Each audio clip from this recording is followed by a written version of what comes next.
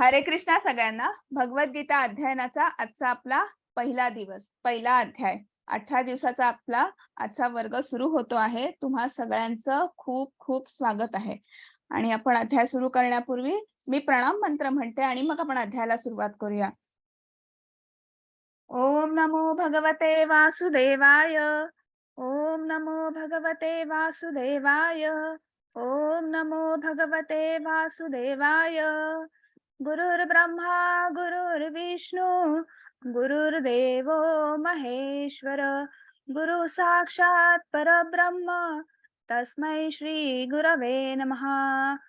ओम अज्ञानतिमिरान्धस्य ज्ञानाञ्जनशलाकया चक्षुरुन्मिलितं येन तस्मै श्री गुरवे नमः.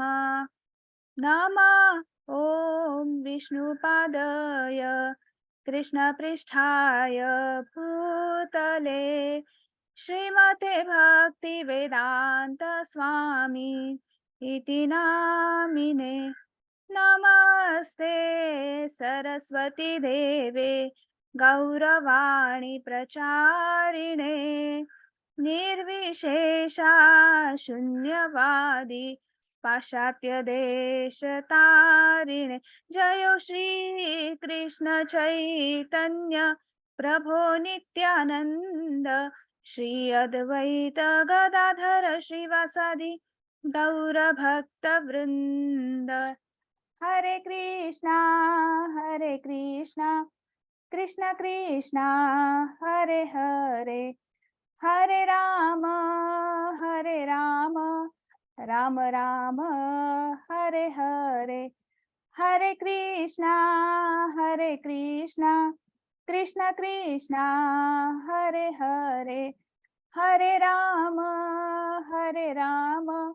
राम राम हरे हरे. हरे कृष्णा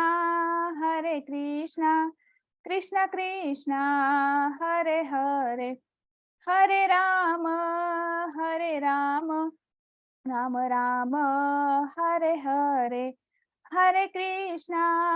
हरे कृष्णा कृष्ण कृष्णा हरे हरे, हरे राम राम राम हरे हरे. हरे कृष्णा कृष्ण कृष्णा हरे हरे, हरे राम राम राम हरे हरे. हरे कृष्णा कृष्ण कृष्णा हरे हरे, हरे राम राम राम हरे हरे. हरे कृष्णा सगळ्यांना. पुन्हा एकदा सगळ्यांचं खूप खूप स्वागत आहे. आजचा आपला पहिला दिवस, पहिला अध्याय. आपण तत्पूर्वी कुठलाही अध्याय सुरू करण्यापूर्वी किंवा कुठलीही गोष्ट सुरू करण्यापूर्वी आपण श्री श्री राधा गोविंद यांना वंदन करूया, साष्टांग वंदन करूया. त्याच्यानंतर आपले गुरु श्री श्रील प्रभुपाद यांनाही आपण साष्टांग वंदन करूया. नामनिष्ठ दास प्रभू ज्यांच्यामुळे आपण ऑनलाईन भगवद्गीता शिकतो आहोत त्यांनाही आपण साष्टांग वंदन करूया. आणि सर्व कृष्ण सेवक की ज्यांच्यामुळे आपला हा 18 दिवसाचा कोर्स जो आहे तो खूप उत्तम पद्धतीने सुरू आहे, तर त्यांनाही आपण साष्टांग वंदन करूया आणि आपण पुढे झटूया. आजचा आपला 18 दिवसाच्या अध्यायाचा आपला पहिला दिवस. त्याच्यामध्ये मी आता प्रणाम जेव्हा केला त्याच्यामध्ये मी श्रील प्रभुपाद यांचं नाव घेतलं. तर मला कोणी आता डिजिटल हँड रेस करा. मी एक प्रश्न विचारते. तुम्हाला कोणाला माहिती आहे का की ह्या चित्रामध्ये कोण आहेत, हे कोण आहेत? हरे कृष्ण.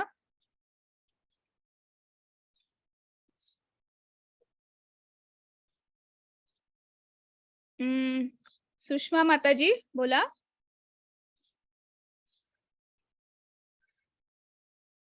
इस्कॉनचे संस्थापक.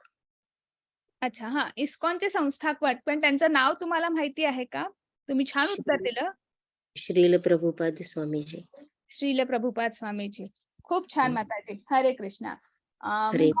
हरे कृष्णा. म्हणजे आपल्याला सगळ्यांना इस्कॉन काय आहे किंवा कुठेतरी ऐकलं आहे किंवा आपण कुठल्या तरी मंदिरात इस्कॉनच्या कधीतरी गेलेलो आहोत, दर्शन घेतलेलं आहे किंवा श्रील प्रभुपाद यांचं आपण एखादं पुस्तक वाचलं आहे, भगवद्गीता असेल भागवतम असेल किंवा त्यांनी अनेक पुस्तकं लिहिलेली आहेत.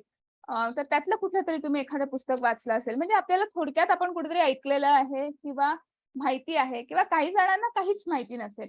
हरकत नाही. म्हणूनच आपण आधी सुरुवातीला एक थोडंसं त्यांच्याबद्दल जाणून घेऊ आणि मग आपण आपल्या अध्यायाला सुरुवात करूया. आता हे जे शील प्रभुपाद जे आहेत, की त्यांचं इस्कॉन जी ही संस्था आहे किंवा इस्कॉनची ही जी स्थापना जी आहे, तर ती केवळ केवळ आणि केवळ भारतात नाही, तर इंटरनॅशनल म्हणजे आंतरराष्ट्रीय संस्था आहे, की ती भारतामध्ये सर्वत्र आहे. मग आता आपण आधी थोडंसं त्यांच्याबद्दल जाणून घेऊया आणि मग कशी स्थापना झाली, कसं झालं ते आपण तो प्रवास जो आहे, तो आपण हळू बघूया. तुम्हाला ह्या पहिल्या चित्रात दिसत आहे, हा त्यांचा जीवन प्रवास आहे असं आपण म्हणू शकतो. की शील प्रभुपाद यांचा जन्म जो झाला होता 1896 साली 1 सप्टेंबर 1896 साली त्यांचा जन्म झाला होता. एका वैष्णव कुटुंबात जन्म झाला होता. म्हणजे हरे कृष्णा माझा इथे मला ना नेट कनेक्शन अनस्टेबल येतंय. माझा आवाज येतोय? हरे कृष्णा प्राची माताजी, संजना माताजी आवाज येतोय माझा? हो हो माताजी आता आवाज येतोय. Okay, okay. जर कुठेही असं वाटलं ना तर मला सांगा. मग मी वाटल्यास व्हिडिओ हे करेन, ऑफ करेन म्हणजे आवाज क्लिअर राहील. ठीक आहे? हरे कृष्णा माताजी. माताजी हे उद्घाटन दिवसामध्ये काल ऑलरेडी सांगितलं पूजा माताजींनी. तर आज आपण प्रथम अध्याय सुरू करू शकतो. Okay, okay. चालेल, चालेल. मग आपलं हे ठीक आहे. मग मी पुढे जाते आहे. हे आपलं काल झालं आहे? हो माताजी. हे पण झालं आहे? हो, पूर्ण उद्घाटन दिवस काल झालाय माताजी. आज आपल्याला प्रथम अध्यायापासून सुरू ओके. करायचं आहे. अच्छा. मग ओके. मग मी इथून सुरू करू. आपली भगवद्गीता गीता महात्म्य रायसल झालं ना काल? हो, उद्घाटन दिवसामध्ये पूर्ण येतं माताजी. आता आपण अध्याय पहिल्यापासून डायरेक्ट सुरू करू शकतो. ओके, हे चालेल. सगळं झालं. हे सगळं झालं आहे? हो माताजी झालं. हे? हो माताजी झालं.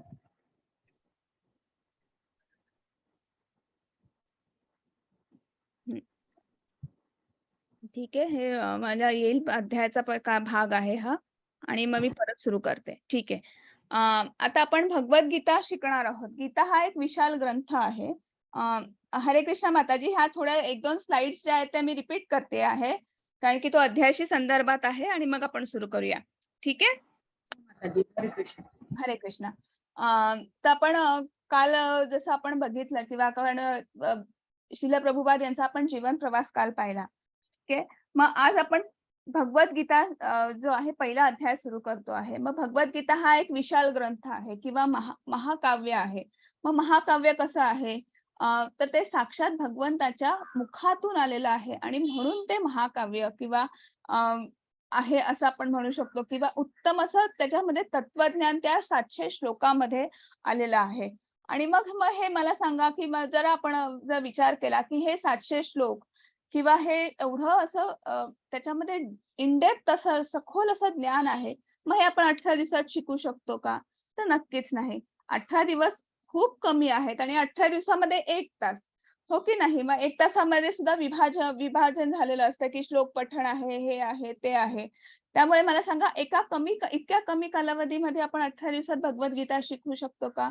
तर नाही. आणि म्हणून आपला हा जो पुढचा 18 दिवसाचा प्रवास आहे, तर याच्यामध्ये आपल्याला प्रत्येक अध्यायाची ओळख किंवा अध्यायाची माहिती सारांश पद्धतीने आपण शिकणार आहोत.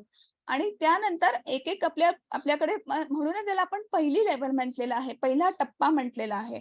आणि मग पुढच्या टप्प्यामध्ये आपण अजून सखोल ज्ञान, अजून ते तत्वज्ञान किती सखोल आहे किंवा त्याच्यामधला जो आपण अजून उत्तम पद्धतीने, सखोल पद्धतीने त्याचा अभ्यास करणार आहोत पुढच्या टप्प्यामध्ये.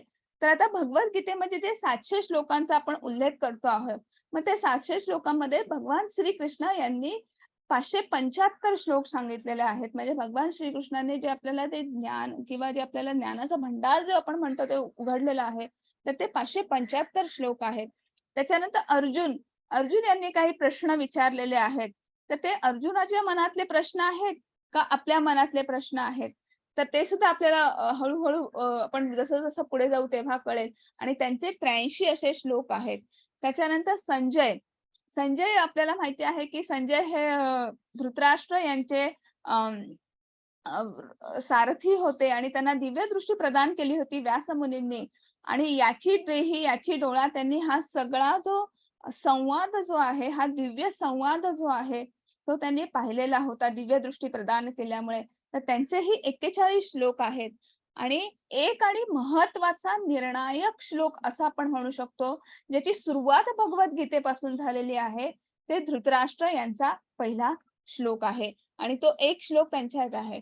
तर आता आपण जे भगवद्गीता शिकणार आहोत, तर मग त्याच्यामध्ये भगवंतांनी कुठले मुद्दे जे आहेत त्याची चर्चा केलेली आहे किंवा आपला सिलेबस काय आहे किंवा आपला कालखंड काय आहे. आपण आपण एखाद्या कुठल्या पण अकॅडमिक इयरमध्ये आपल्याला सुरुवातीलाच असतं की नाही, की हा हा तुमचा कालखंड आहे, की तुमचा हे सिलेबस आहे आणि असतं की नाही, तुम्ही तुमच्या मुलांचा आता नातवंड असतील काही जणांना, तर तुम्ही बघतात की नाही जूनमध्ये सुरुवातीला.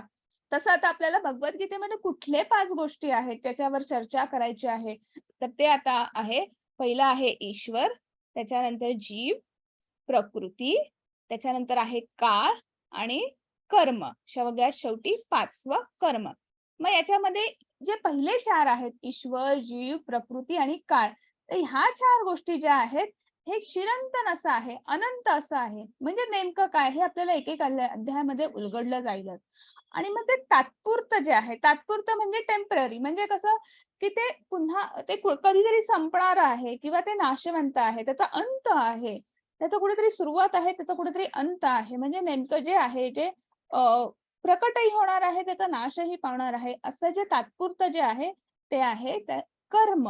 मग कर्म म्हणजे काय? कर्मावर एक आपल्याला एक वेगळा अध्याय आहे सेपरेट भगवंताने दिलेला. मग आता ईश्वर, ईश्वर म्हणजे भगवान श्रीकृष्ण. मग जी प्रकृती म्हणजे काय? मग आपण जे म्हणतो की प्रकृती, मोह माया आहे, मोह पाश हे आपण एक-एक शब्द ऐकलेले आहेत. मग प्रकृती म्हणजे काय? तर हे भगवंतांनी आपल्याला उत्तम पद्धतीने सांगितलेलं आहे. मग जीव, जीव म्हणजे आपण की आपण म्हणजे मानव सृष्टीची आपण 84 लक्ष योनी ऐकतो. मग ते 84 लक्ष योनीमध्ये प्रत्येकामध्ये जो एक आपण जीव आहे जो, तर ते म्हणजे जीव. मग ते म्हणजे काय? तर ते अक्षरशः सगळ्या गोष्टींचं आपण म्हणू शकतो डेफिनेशन म्हणजे आपण व्याख्येसकट भगवंतांनी आपल्याला दिलेलं आहे. मग काळ, काळाचं उत्तम असं भगवंतांनी 11व्या अध्यायामध्ये संक्षिप्त रूपाने आणि खूप सुंदर पद्धतीने काळ जो आहे तो त्यांनी सांगितलेला आहे. आणि सगळ्यात शेवटी कर्म. मग कर्म हा आपल्या सगळ्यांचा आवडीचा विषय आहे. प्रत्येकाच्या मनात काहीतरी प्रश्न घेऊन आपण इथे आलेलो आहोत. तर कर्मावर एक सेपरेट असा अध्याय आहे इथे भगवंतांनी सांगितलेला आणि कर्मावरही आपण चर्चा करणार आहोत. मग कर्म हे कसं नाशवंत आहे, चिरंतन असं की ते कसं म्हणजे त्याचा अंतही आहे, पण त्याला कुठेतरी सुरुवातही आहे. मग म्हणजे नेमकं काय होतं हे आपण बघणार आहोत. आणि मग आपण आता भगवद्गीता आपल्याला सगळ्यांना माहिती आहे. गीता महात्म्य आपलं काल झालेलं आहे. जिथे-जिथे भगवद्गीता असते तिथे-तिथे गीता महात्म्य गायलं जातं किंवा गीता महात्म्य सांगितलं जातं.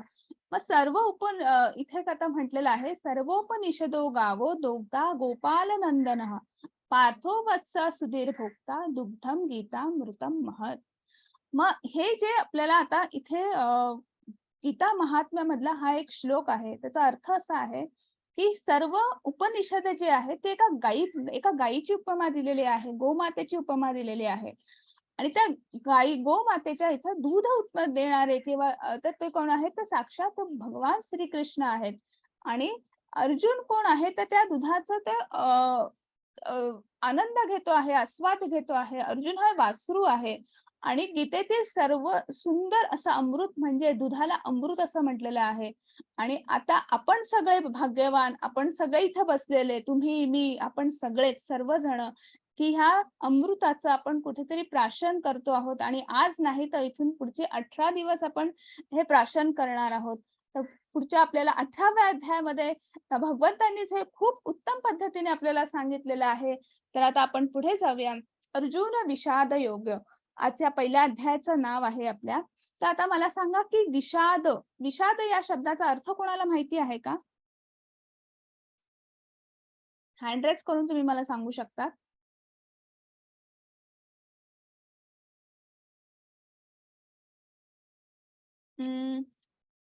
हरे कृष्ण. हा अंजली माताजी.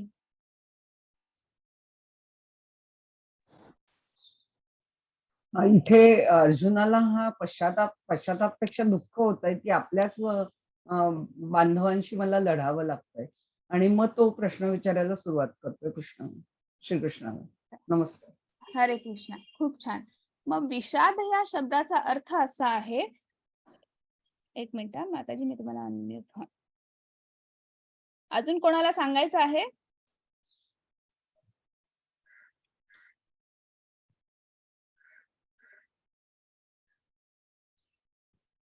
हा, अविनाश प्रभूजी.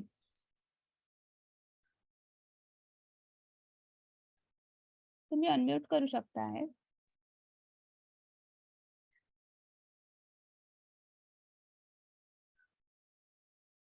हरे कृष्णा प्रभूजी. हाँ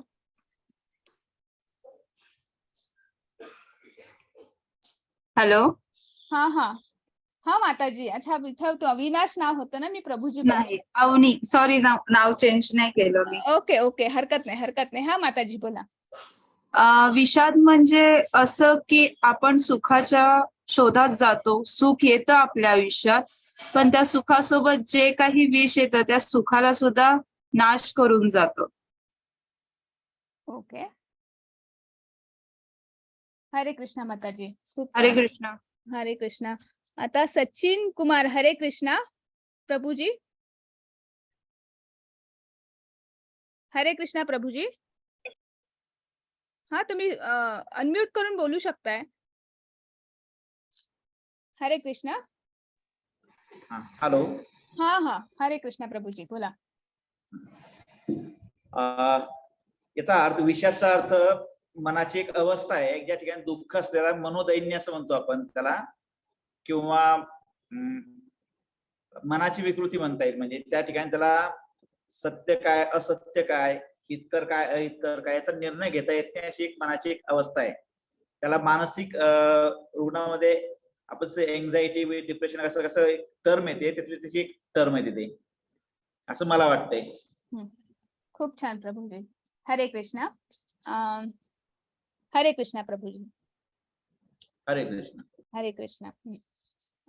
अजून एक हे डॉक्टर तुम्हीच आहात का प्रभूजी, का अजून दुसरं कोणी आहे? नुसतं डॉक्टर लिहिलेलं आहे, त्यांचा हँड रेज आहे. हरे कृष्णा. हा प्रभूजी बोला. अर्जुनाला मार्ग सुचत नाहीये किंवा समोर आता मला काय करायचंय याची त्यांची विचंबना होते. अशा सिच्युएशन मध्ये ते आलेत. त्याला मला वाटतं अर्जुनाचा विलाप विषाद योग असं म्हणतात. खूप छान प्रभूजी. हरे कृष्णा. मग आता आपण विषाद या शब्दाचा आपण म्हणजे प्रत्येक शब्दाचा जर आपण बघितला तर खूप सखोल असा, आत्ताच आपण पाहिलं की भगवद्गीता आहे सखोल. मग एका विषाद या शब्दाचे प्रत्येकाचे वेगवेगळे प्रत्येकाने अर्थ सांगितला. म्हणजे नुसत्या नावामध्ये आपल्याला किती त्याची व्याप्ती आहे, किती सखोलता आहे, हो की नाही. इथे वासंती माताजींनी पण हात वर केला. एक सेकंद. हा माताजी बोला. हरे कृष्णा. संभ्रम. विषाद म्हणजे संभ्रम. हा, खूप छान माताजी. हरे कृष्णा. हरे कृष्ण. हरे कृष्णा. हा, तर आता आपण वेगवेगळे अर्थ पाहिले विषाद या शब्दाचे, बरोबर. म्हणजे जे आता भगवान आपण इथे पाहिलं की त्याची एका शब्दाचे एवढे अर्थ आहेत की प्रत्येकामध्ये प्रत्येकाला आपल्या त्या शब्दाचा अर्थ आपापल्या पद्धतीने आपण मांडतो आहोत, हो की नाही. विषाद या शब्दाचा अर्थ आहे की दुःख, वैषण्यता. आता इथे एका आपल्या प्रभूजींनी शब्द वापरला की डिप्रेशन आलं, भ्रम तयार झाला. म्हणजे अगदी की त्यांना जे काही समोर प्रश्न आले किंवा जे काही आलं तर त्यांनी ते मांडण्याचा प्रयत्न केलेला आहे. आणि म्हणून अर्जुनांनी ते प्रश्न मांडले आहेत किंवा अर्जुनांनी त्यांच्या मनातली व्यथा, त्यांच्या मनातलं दुःख जे आहे ते कुठेतरी मांडलेलं आहे. आणि म्हणून अर्जुन विषाद योग असं हे पहिल्या अध्यायाचं नाव आहे. मग आता आपल्याला महाभारत हे सगळ्यांनी, मला ते बी आर चोपडांचं महाभारत सगळ्यांनी पाहिलं असेल टीव्हीवर. आणि कदाचित जर कोणी पाहिलं नसेल तरी आता लॉकडाऊन मध्ये तर सगळ्यांना काही पर्याय नव्हता, ते सगळ्यांनी कंपल्सरी पाहिलंच असेल. तर मला आपल्याला माहिती आहे की महाभारताची स्टोरी सगळ्यांना माहिती आहे की कौरव आणि पांडव हे जे आहेत की त्यांच्यामध्ये एक निर्णायक युद्ध आपण असं म्हणू शकतो की जेव्हा पांडवांचा 12 वर्षाचा वनवास आणि 1 वर्षाचा अज्ञातवास असा 13 वर्षाचा वनवासाचा कालावधी संपल्यानंतर जेव्हा ते परत जात आहेत आणि राज्याची आपल्या मागणी करता आहेत, तेव्हा दुर्योधन त्यांना सांगतो आहे की मी तुम्हाला 5 गाव नाही की तुम्हाला मी 5 पावलं सुद्धा मी जागा देणार नाही. आणि त्यानंतर मग अगदी शांती प्रस्ताव सुद्धा धुडकावून लावल्यानंतर की एक युद्धाशिवाय दुसरा कुठलाही पर्याय उरला नाही. आणि म्हणून तो युद्धाचा दिवस आला आपण म्हणू शकतो की कुरुक्षेत्रावर एकीकडे आहे की कुरु सैन्य असं की 18 औक्षणी असं म्हटलेलं आहे की कुरु सैन्य आहे आणि दुसरीकडे पांडवांचं सैन्य आहे. तर त्या कुरु सैन्यामध्ये सर्व रथी आहेत, सर्व महारथी आहेत. तसे पांडवांच्या सैन्यामध्येही रथी आहेत, महारथी आहेत.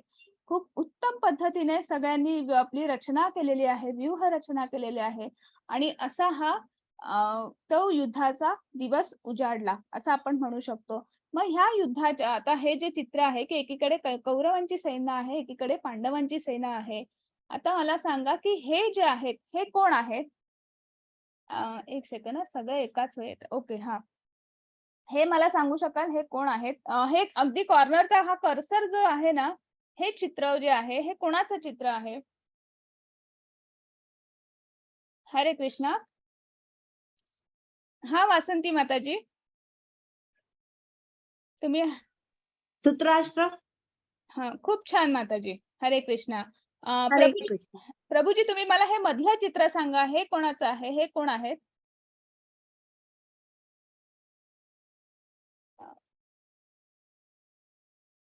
हरे कृष्णा. हे मधलं चित्र बघा, हा मधलं कर्सर माझं दिसत आहे पॉइंटर. हा प्रभूजी बोला. प्रभूजी तुमचं नाव फक्त डॉक्टर येतं आहे, त्यामुळे मी तुम्हाला तुमचं नाव नाही माहिती. हरे कृष्णा. तुम्ही सांगा मधलं चित्र कोणाचं आहे? हरे कृष्ण माताजी. हा, हरे कृष्णा. मधलं चित्र जे आहे ते मला वाटतं अर्जुनाचं असेल. खूप छान प्रभूजी. हरे कृष्णा. आता आपण दुसऱ्या कोणाला तरी चान्स देऊया. इथे आहेत भाग्यश्री माताजी आल्यात. भाग्यश्री माताजी, मला हे एकदम शेवटचं जे चित्र आहे कॉर्नरचं आहे, माझा कर्सर दिसतोय तुम्हाला, तर ते कोणाचं आहे सांगू शकाल? तो दुर्योधन असा माताजी. खूप छान. म्हणजे आता आपल्याला ह्या 3 व्यक्तिरेखा इथे आहेत. हरे कृष्णा माताजी, खूप छान. तर एक आहे आपण उत्तम पद्धतीने ओळखलेले आहेत की एक धृतराष्ट्र आहेत, त्याच्यानंतर अर्जुन आणि एक दुर्योधन. तर आपला पहिला जो अध्याय जो आहे की याच्यामध्ये आपल्याला पहिल्या अध्यायामध्ये वेगवेगळ्या आपल्या त्या सैन्याचं वर्णन आहे, आपल्या त्या युद्धभूमीचं त्या सैन्याचं वर्णन आहे. आणि त्याच्यानंतर अर्जुन यांनी आपल्या मनात मांडलेली व्यथा. तर म्हणजे नेमकं काय आता आपण पुढे बघूया. हरे कृष्णा. माताजी श्लोक कोण वाचता आहे? प्राची संजना माताजी की? माताजी वृषाली माताजी वाचणार आहे. ओके, हरकत नाही. वृषाली माताजी, हरे कृष्णा. हा, हरे कृष्ण. सुरुवात करू? हो हो, करा. ओम श्री परमात्मने नमः. श्रीमद्भगवद्गीता अथ प्रथमोऽध्यायः. धृतराष्ट्र उवाच धर्मक्षेत्रे कुरुक्षेत्रे समवेतायुयुत्सवः मामकः पाण्डवाश्चैव किमकुर्वत् संजय. हरे कृष्णा माताजी. हरे कृष्ण. एक मिनिट.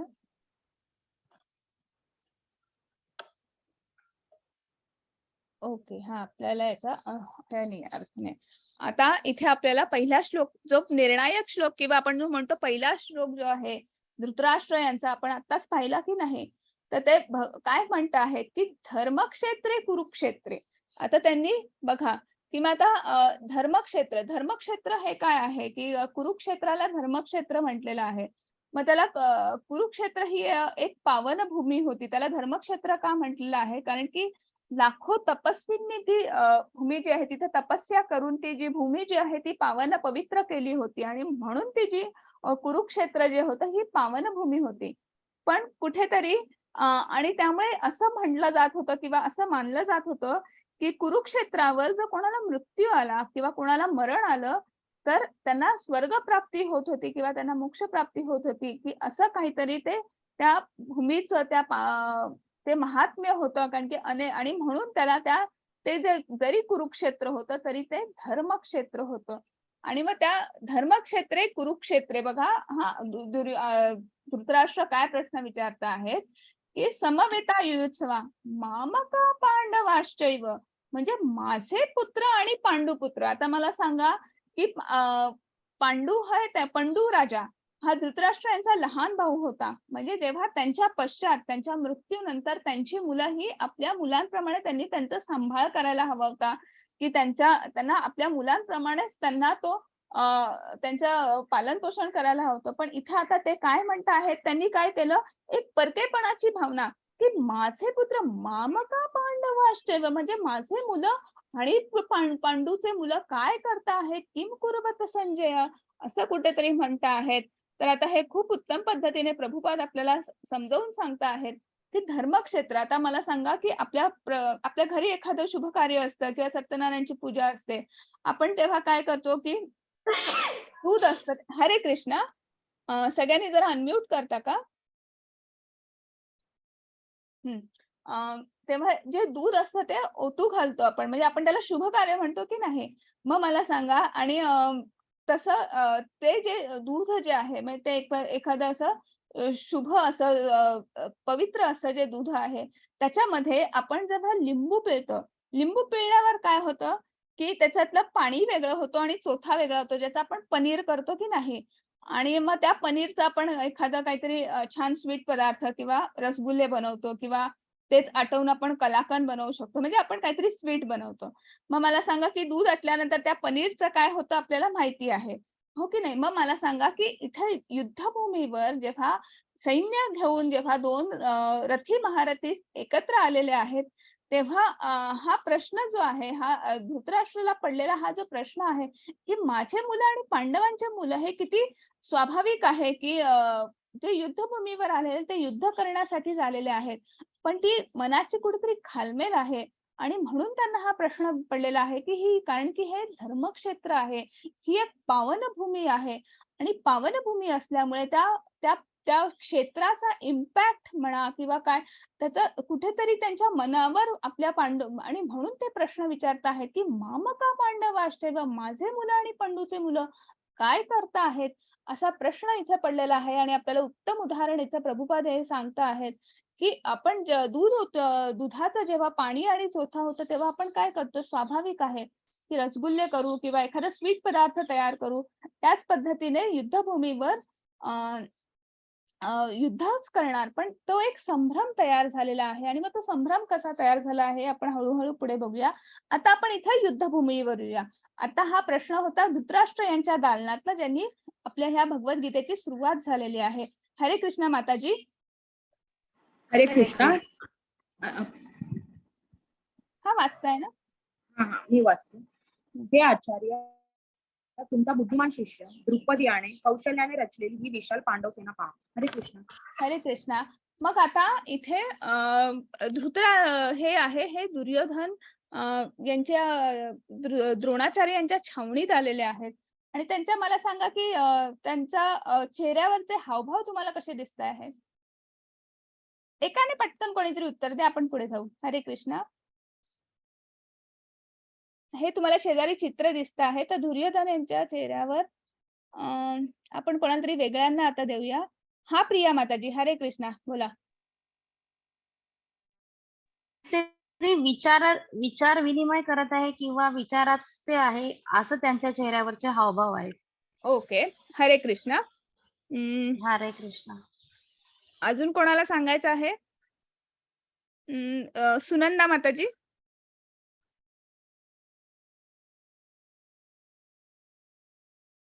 हरे कृष्णा, सुनंदा माताजी. हरे कृष्ण. त्यांना आता ते युद्धाला तयार होतात आणि त्यांना असं वाटतं की आता हे युद्ध निश्चित आहे आणि हे युद्ध करताना त्यांना त्याच्यावरती संकट वाटत आहे, म्हणून ते चिंतामग्न झालेले आहेत. हरे कृष्णा माताजी.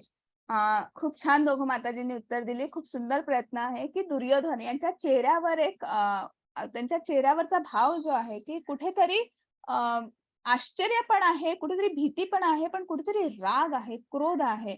आणि म्हणून ते म्हणत आहेत की पहा आचार्य पहा, तुम्ही ज्या पुत्राला त्या तुमच्या शिष्याला शिकवलं की द्रुपद पुत्र दृष्टद्युम्न हा पांडव सेनेचा सेनापती होता आणि जो सेनापती असतो तोच सगळी व्यूह रचना करत असतो, सेनेची सगळी जबाबदारी घेत असतो आणि तो कारण की तो म्होरक्या असतो की नाही सेनापती म्हटलं की. आणि मग त्यांनी उत्तम पद्धतीने अशी रचना केलेली आहे. त्यांना वाटलं की हे 5 पांडव आणि असं त्यांच्यावर मुठभर सैन्य असेल, पण जेव्हा ते साक्षात युद्धभूमीवर आले आणि तेव्हा ते जे सगळं सैन्यबळ पाहिलं पांडवांचं, तेव्हा कुठेतरी आश्चर्यही झालं, कुठेतरी मनामध्ये भीतीही आहे, कारण की 5 पांडव आहेत, एक पांडव रथी महारथी आहेत. आणि परत त्यांचं हे सैन्यबळ आणि आणि उत्तम पद्धतीने व्यूह रचना केलेली आहे. आणि म्हणून ते सांगताहेत कुठेतरी क्रोधाने द्रोणाचार्यांना विचारत आहेत की पहा आचार्य पहा की ही विशाल पांडव सेना आणि तुमचाच शिष्य दृष्टद्युम्न याने ही रचलेली आहे आणि तो तुमच्याच विरुद्ध आज शस्त्र घेऊन उभा आहे. बघा त्यांच्या चेहऱ्यावरचा राग जो आहे तो असा ओतप्रोत असा वाहतो आहे. आणि मग आता एकीकडे हे सुरू आहे आणि दुसरीकडे काय होतं हे आपण बघूया. हरे कृष्ण माताजी. हरे कृष्ण. संजय उवाच दृष्ट्वा तु पांडवा. हरे कृष्ण माताजी. तुम्हाला स्क्रीन दिसते आहे माझी? हो दिसते. हा तो श्लोक वाचा. सघोषोधार्त राष्ट्र. बरोबर. घोषोधार्तराष्ट्राणां हृदयानि व्यदारयत् नभश्च पृथिवीं चैव तुमुल्लोऽभ्यनुनादयन्. हरे कृष्ण माताजी. हरे कृष्ण माताजी. हरे कृष्ण माताजी. अनुवाद. हरे कृष्ण. हो माताजी. हरे कृष्ण. हा विविध प्रकारचा शंख निनाद वाढतच गेला. या निनादाने आकाश व पृथ्वीतल दुमदुमून गेले आणि धृतराष्ट्र पुत्रांची हृदय विदीर्ण झाली. हरे कृष्ण. हरे कृष्ण. मग आता इथे काय म्हणत आहेत की किती उत्तम रचना केलेली आहे की सघोषोधार्त राष्ट्राणा हृदयानी व्यदारयत. म्हणजे एकीकडे सर्वांनी पांडवांनी श्रीकृष्ण यांनी पंचजन्य आपला जो शंख आहे म्हणजे शंख निनाद पूर्वी युद्धाची घोषणा करताना की युद्ध कुठेतरी सुरू होत आहे असं हे सैन्य असं मैलावरती पोहोचलं म्हणजे उभं आहे. मग कुठेतरी आपल्याला एक आपण म्हणतो की नाही की ती वॉर्निंग बेल असते.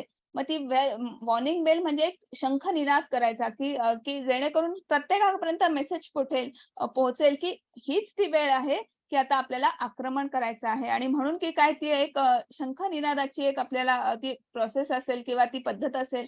आणि मग प्रत्येकाकडे आपले शंख होते की कृष्णांकडे पंचजन्य शंख आहे. त्याच्यानंतर अर्जुन यांनी त्यांचा शंख वाजवलेला आहे.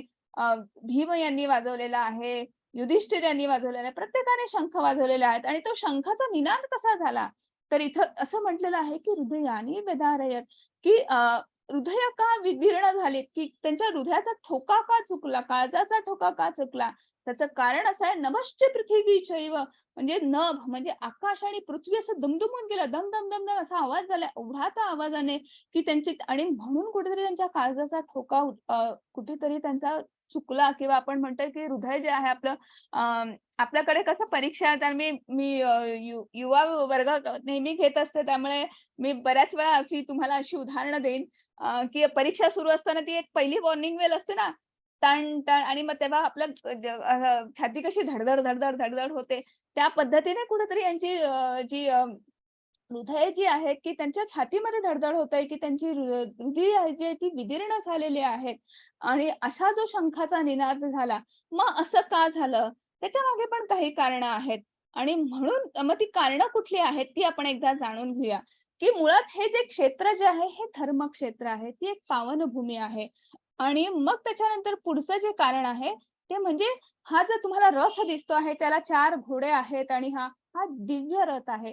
हा आकाश पृथ्वी पाताळ कुठेही तो जाऊ शकतो आणि कुठेही माणूस युद्ध करू शकतो. हा त्याच्यानंतर कपिध्वज तुम्हाला ह्या रथावर एक झेंडा दिसतो आहे बरोबर. त्या झेंड्यावर कोण विराजमान आहेत तर त्या झेंड्यावर साक्षात हनुमंत विराजमान आहेत. आणि मग त्यांचा आशीर्वाद आहे. कपिध्वज शंखनाद तर आपण आत्ताच पाहिला की साक्षात भगवान श्रीकृष्ण यांनी त्यांचा शंखानाद केलेला आहे. त्याच्यानंतर हातामध्ये अर्जुनाच्या तुम्हाला गांडीव दिसत आहे, धनुष्य, ते पशुपत अस्त्र धनुष्य आहे. ती पण आपण कथा ऐकणार आहोत पुढच्या अध्यायांमध्ये. मग त्यक्त जीविता, की त्यक्त जीविता म्हणजे काय, की त्यांच्या सोबत जे सैन्य होते, जे रथी महारथी होते, की एक तर आम्ही जिंकू किंवा आम्हाला इथे आम्ही वीरगती प्राप्त होऊ, आम्हाला मृत्यू आला तरी पण आम्ही तुमची साथ सोडणार नाही, या विचाराने त्यांच्या सोबत जे आलेले ते त्यक्त जीविता, त्यांचं सगळं सैन्यबळ. ज्या दिवशी युद्ध सुरू झालं त्या दिवशी मोक्षदा एकादशी होती. एकादशीचा म्हणजे भगवंताचा साक्षात दिवस. त्याच्यानंतर जिथे भगवंत आहेत, भगवान कृष्ण आहेत, तिथे भाग्यलक्ष्मी तर असणारच. आणि त्यांच्या सोबत ऋषिकेश आहेत. ऋषिकेश म्हणजे कोण? भगवान श्रीकृष्णांना ऋषिकेश म्हटलेलं आहे, की ते कृष्णाचं अर्जुनाचं सारथ्य करता आहेत. ऋषिकेश म्हणजे काय, की ज्यांनी संपूर्ण आपली इंद्रिय जे आहेत त्यांना विजय केलेला आहे, असं इंद्रियांवर नियंत्रण मिळवलेलं, इंद्रियांवर विजय मिळवलेले असे ऋषिकेश, तेच त्यांच्या सोबत आहेत. म्हणजे ही 9 कारणं कुठली आहेत तर धर्मक्षेत्र, दिव्यरथ, कपिध्वज, शंखनाद, गांडीव, तप्त जीविता, मोक्षदा एकादशी, भाग्यलक्ष्मी आणि ऋषिकेश, ही कुठेतरी 9 कारणं आहेत. आणि म्हणून तो प्रश्न आहे की किम कुर्वत संजय, असा हा प्रश्न कुठेतरी पडलेला आहे. दुसरीकडे दुर्योधन म्हणत आहेत की बघा आचार्य, बघा तुमचाच पुत्र, बघा तुमचाच शिष्य, बघा जे की ज्यांना तुम्ही शिकवलं ते सगळे आज तुमच्या पुढे शस्त्र घेऊन उभे आहेत, आणि म्हणून तो राग आहे. आणि कुठेतरी जेव्हा आणि मग शंखनाद होतो आहे, जो पंचजन्य शंखनाद होतो आहे, तेव्हा त्यांची हृदय विदीर्ण होत आहे. त्याच्या मागची ही 9 कारणं आहेत. आणि हाच कुठेतरी इम्पॅक्ट आहे, म्हणून असा धृतराष्ट्र यांना प्रश्न पडलेला आहे. आणि हे सगळं एकीकडे सुरू असताना अर्जुन म्हणत आहेत की हे भगवंता, हे श्रीकृष्णा, आपण पुढे जरा आपण बघूया की आपण युद्धाचं कसं सुरुवात करायची, किंवा आपण काय रणनीती वापरू शकतो. म्हणून माझा रथ जो आहे थोडासा दोन्ही सैन्यांच्या मधोमध न्या. आणि मग दोन्ही सैन्यांच्या मनोमध जेव्हा रथ जातो आहे, पुढे जातो आहे, आणि मग तिथे त्यांना अर्जुन यांना कोण कोण दिसत आहेत तर कुठेतरी भीष्म पितामह आहेत, गुरु द्रोणाचार्य आहेत, कृपाचार्य आहेत, त्यांचे 1 नाही 2 नाही असे 100 भावंड आहेत, त्यांचे मित्र आहेत, मामा, अनेक सगळे नातेवाईक आहेत, मित्र परिवार आहे, 1 नाही असे अनेक, सगळे असे समोर उभे आहेत. आणि मग एक बघता अर्जुनाच्या मनामध्ये कोलाहल सुरू झाला, विचारांचा असा भडीमार सुरू झाला की 1 नाही, अनेक नाही असे अनेक विचार. आणि मग ते विचार इतकं त्या विचारांचं असं थैमान मांडलं गेलं, किंवा असं हे झालं की आता काय. आणि म्हणून ते आपलं कुठेतरी त्यांचे विचार जे आहेत ते भगवान श्रीकृष्णांसमोर मांडता आहेत. मग त्यातला पहिला विचार ते काय म्हणता आहेत आपण बघूया की करुणा. कारण की साक्षात पितामह समोर आहेत, आजोबा समोर आहेत, काका समोर आहेत, मामा समोर, म्हणजे आपले सगळे नातेवाईक, आपले सगळे भावंड समोर आहेत, आपले सगळे भावंड समोर आहेत. एका राज्यासाठी मी माझ्या भावंडांचा वध करू, मी माझ्या पितामहांचा वध करू, की ज्यांच्या मांडीवर मी खेळलो आहे, ज्यांनी मला खांद्यावर खेळवलं आहे, की अशा पितामहांचा, ज्या गुरूंकडनं मी शिकलो आहे, त्या गुरूंनी आज मला धनुर्विद्या दिलेली आहे, श्रेष्ठ धनुर्धर बनवलेला आहे, त्या गुरूंवर मी बाण चालवू. आणि असं कुठेतरी विचार करून त्यांच्या मनामध्ये एक दया भावना उत्पन्न झाली, मनामध्ये मोहपाश म्हणतो की नाही, तर ती दया भावना उत्पन्न झाली, करुणा उत्पन्न झाली, की हे सगळे माझे आहेत, माझे आजोबा, माझे गुरु, माझे भाऊ, आणि एका राज्यासाठी मी त्यांच्या विरुद्ध शस्त्र उभारू. असा कुठेतरी पहिला विचार त्यांच्या मनात आला. दुसरा विचार त्यांच्या मनात आला की आनंद नाही, माझ्याच आजोबांना, माझ्याच गुरूंना मारून मला कसला आनंद मिळणार आहे, आणि यांनाच मारून जर मी राज्याचं सुख कसं उपभोगेल, मला मिळालं जरी राज्य तरी आम्ही ते सुख उपभोगू शकतो का, की कोणाच्या ऍट व्हॉट कॉस्ट, ह्या सगळ्यांना यांच्या मृत्यूशय्येवर आम्ही आमचं राज्य चालवायचं आहे का, असा कुठेतरी मनात विचार आला. आणि म्हणून आनंद नाही.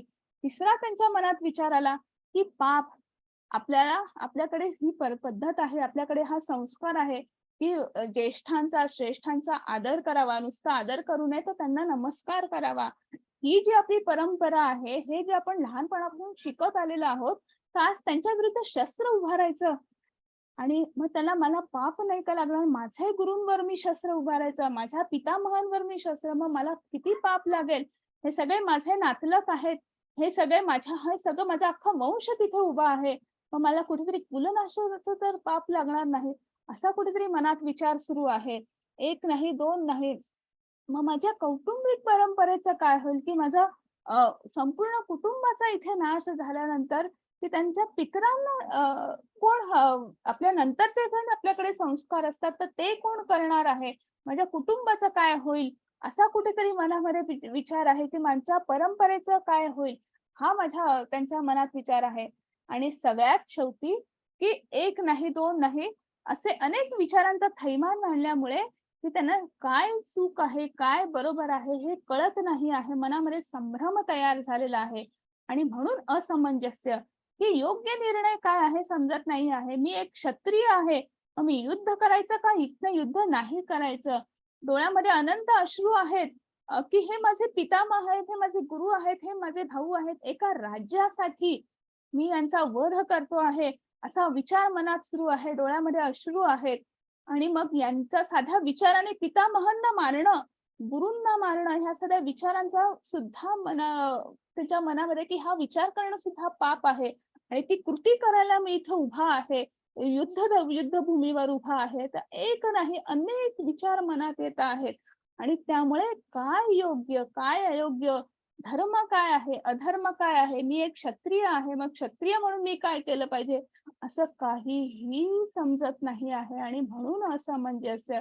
आणि हे 5 प्रश्न, ते ही त्यांची व्यथा आहे, हे त्यांचं वैषण्य आहे, हा त्यांचा विषाद आहे. हाच विषाद योग, अर्जुन विषाद योग, आजचा आपला पहिला अध्याय. आणि हेच त्यांनी कुठेतरी मांडलेलं आहे.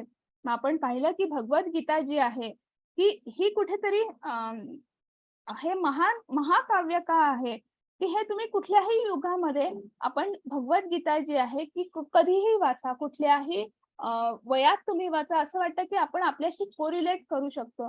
मग हे जे 5 प्रश्न जे अर्जुनाच्या मनात आहेत, हे कुठेतरी आपल्या मनातही असतात हो, रोजच्या रोज कुठल्या तरी आपल्या व्यवहारामध्ये.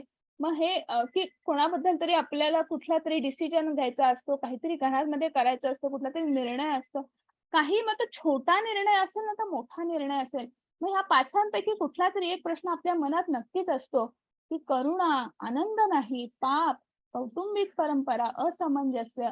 आणि मग ह्याचाच हे जे प्रश्न जे आहेत हे कुठेतरी आपल्या मनात सुद्धा आहेत.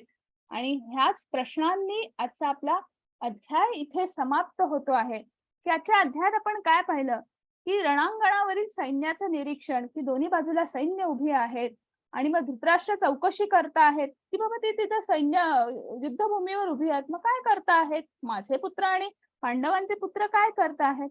एकीकडे दुर्योधन भीती व्यक्त करता आहेत, की बघा बघा बघा तुमचेच शिष्य कसे तुमच्या विरुद्ध आज धनुष्य धरून उभे आहेत, आज शस्त्र धरून उभे आहेत. एकीकडे शंखनाद होत आहे, शंखनिनाद एवढा नभश्च पृथ्वी शैव.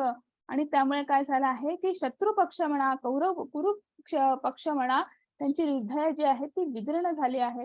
मग ती हृदय का विदीर्ण झाली आहे, की मनात भीती का आहे.